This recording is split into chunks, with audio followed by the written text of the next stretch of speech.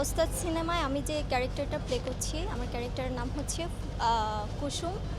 আর আপনারা আমাকে দেখে বুঝতে পারছেন অলরেডি আমি কী ক্যারেক্টার প্লে করতে যাচ্ছি। এখন আপাতত বলবো না আমার ক্যারেক্টারটা কি, তবে পুরান ঢাকার একটা মেয়ে। আর এই যে সাজ দেখতে পাচ্ছেন, এখন আপনারা আমার জন্য দোয়া করবেন আমি যেন ওস্তাদ সিনেমায় ভালোভাবে আমার ক্যারেক্টারটা প্লে করতে পারি। আপনার কি ফার্স্ট ফিল্ম? না, এটা আমার সেকেন্ড ফিল্ম। প্রথম কোনটা ছিল? প্রথমে ছিল দহন। হ্যাঁ, কেমন এক্সপিরিয়েন্স? এক্সপিরিয়েন্স অনেক ভালো। তবে আমি আমার দহন সিনেমা আমি যে ক্যারেক্টারটা প্লে করেছি ওইখান থেকে সম্পূর্ণ একটা ডিফারেন্ট একটা ক্যারেক্টার। এটা হবে আমার রুট হবে খুবই রাগী মুডে, এরকম একটা ক্যারেক্টার আমি প্লে করছি। আর দহনে যে ক্যারেক্টার প্লে করেছি এটা হচ্ছে খুবই চঞ্চল একটা প্রকৃতির মেয়ে, গরিব ঘরের, এই আর কি। Thank you. Thank you. এক্সপিরিয়েন্সের জায়গা থেকে। আমার 4টা ছবি রিলিজ হয়েছে and this is my fourth film, this is my 7th film probably. 4টা রিলিজ হয়েছে আর দুটোর কাজ শেষ হয়েছে। এর মধ্যে একটা হচ্ছে মেকআপ আর এটা হচ্ছে জিন। দুটি মুক্তির অপেক্ষা আছে। আর সাহেব চন্দন ভাইয়ের সঙ্গে অ্যাকচুয়ালি পুরান ঢাকার ল্যাঙ্গুয়েজের উপর বেস করে একটা সিনেমা, অ্যাকশন মুভি ডেফিনেটলি। আর চমৎকার একটি ক্যারেক্টার যেটি অনেক আগে আমার সঙ্গে শেয়ার করেছিল, তখন I was impressed to know this story because যেখানে এখন পর্যন্ত সেই সুযোগটা আমার হাতে আসেনি। ল্যাঙ্গুয়েজগত একটা পরিবর্তন, তারপর ইজ ইট ওকে, ল্যাঙ্গুয়েজের দিক থেকে একটা পরিবর্তন, যে পুরান ঢাকার স্টাইলে কথা বলতে চাওয়া। ফার্স্ট ডে খুব সমস্যা হচ্ছিল, কারণ টান দিয়ে কথা বলা, একটা বিষয় হচ্ছে টান দিয়ে কথা বলা, অ্যাট দ্য সেম টাইম সেখানে আবার ল্যাঙ্গুয়েজটাকেও প্রপারলি প্রনাউন্স করা, তখন ইমোশনটা আনতে একটু খুব সময় লাগছিল, যেটা অ্যাজ ইউজুয়াল ল্যাঙ্গুয়েজ যখন হয় তখন খুব সহজেই ল্যাঙ্গুয়েজটি চলে আসে। এখন সিচুয়েশনটা এমন হয়েছে যে মানে ভাষাটাকে ঠিক এমনভাবেই রপ্ত করেছি, মানে নট দ্যাট মাচ বাট এতটাই রপ্ত করেছি বা ভিতরে ঢুকতে পেরেছি, যখন সিম্পলি কারোর সঙ্গে কথা বলি তখন মনে হয় যে অনেকটা সেই ল্যাঙ্গুয়েজে কথা বলছি। আমার সঙ্গে এই ছবিতে নায়িকা আছে উষ্ণ হক, নবাগত। শি ইজ ভেরি ট্যালেন্টেড, খুব সম্ভাবনা দেখি আমি তার মাঝে। আর আমার সঙ্গে ভিলেন আছে তাসকিন ভাই এবং মিশা সদাগর স্যারও আছেন। সব মিলিয়ে তিনজনের একটা গুড কম্বিনেশন হবে আমার বিশ্বাস। আর অসাধারণ একটি ক্যারেক্টার আমাকে দেখতে পাবে, অসাধারণ ক্যারেক্টারে তাসকিন ভাইকে দেখতে পাবে। নায়িকা আছে উষ্ণ, তারপর হচ্ছে আমাদের ভিলেন মিশা ভাই। তো আশা করি সব কিছু মিলে it will B a wonderful package of entertainment for a very good film. দর্শকদের জন্য খুব ভালো একটি ফিল্ম আমরা নির্মাণ করতে পারছি বলে বিশ্বাস করি। ইনশাল্লাহ খুব তাড়াতাড়ি সিনেমাটি নিয়ে সামনে আসবো। রোশন, থ্যাঙ্কস ফ্রম উস্তাদ।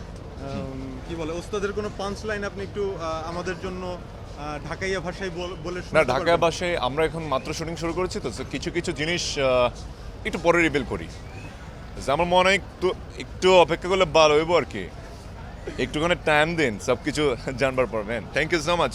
Thank you. Thank you. এখনও আমি চেষ্টা করছি, I am not 100% there yet, but everyday আমাদের ওই অনুশীলনটা নিতে হচ্ছে এবং so far it's been good actually. So আমরা যেরকম মনে করি যে হিরো, মানে হিরোরা যেরকম ভাবে আমরা দেখি, এইখানে কি আসলে সেই রকম কোনো হিরোয়েটিক ব্যাপার আছে নাকি আসলে সবাই একটু আন্ডারগ্রাউন্ড পিপুলদের নিয়েই গল্পটা এগোবে, বা আপনার ক্যারেক্টারের বেড়ে ওঠাও কি এই আন্ডারগ্রাউন্ড পিপুলদের সাথে কিনা? না, অবশ্যই তো এটা হিরো এবং thriller and adventure, well more like a thriller, romance আছে, থ্রিলার আছে, মানে জেনেরিক একটা স্টোরিতে যে ধরনের এলিমেন্টসগুলো লাগে ওটা ভিত্তিক তো গল্পটা অবশ্যই।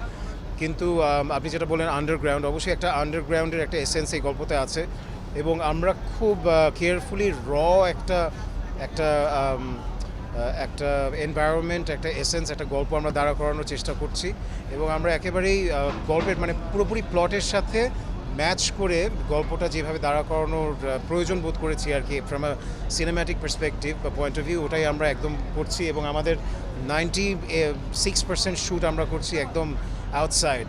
সো ওই দিক থেকে আসলে চ্যালেঞ্জটা অবশ্যই অনেক বড়। সো এটা আমি একটা চ্যালেঞ্জ হিসেবে নিয়েছি and so far it's been good.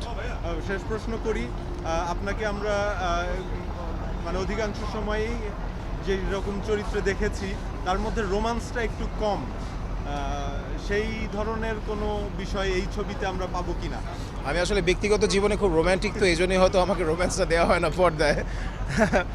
But না, আসলে রোম্যান্সটা কম, আমি বলবো এটা আসলে গল্পের খাতিরেই হয়তো, বা আমি যে ধরনের চরিত্র এখন পর্যন্ত করেছি, একটা ছবি বাদে যেটা আমি হিরো ছিলাম, বয়ফ্রেন্ড অবশ্যই শাপলা মিডিয়ার, ওই ছবিটা বাদে এখন পর্যন্ত আমি থ্রিলার ভিত্তিক ফিল্ম, অ্যান্টি হিরো এবং অ্যান্টাগনিস্টের চরিত্রতে আমার কাজ করা হয়েছে বেশি। এবং এই ছবিতে অবশ্যই আমি আমার ক্যারেক্টার ব্যাপারে খুব একটা বেশি বলতে চাচ্ছি না, কিন্তু আমি এটুকুই বলতে পারি যে ক্যারেক্টারটা অনেক অনেক খুবই ডেপথফুল একটা ক্যারেক্টার এবং খুব ইন্টেন্স। আর অভিনয় নিয়ে খেলার যথেষ্ট রুম আছে এবং স্থান আছে এই গল্পটাতে। সো রোম্যান্সটা হয়তো খুব একটা গতানুগতিকভাবে দর্শকরা দেখতে পারবে না, but obviously there is a lot of room to play with characters and story play. Thank you Taskin, very welcome, শুভকামনা রইল। থ্যাংক ইউ, ধন্যবাদ আপনাকে।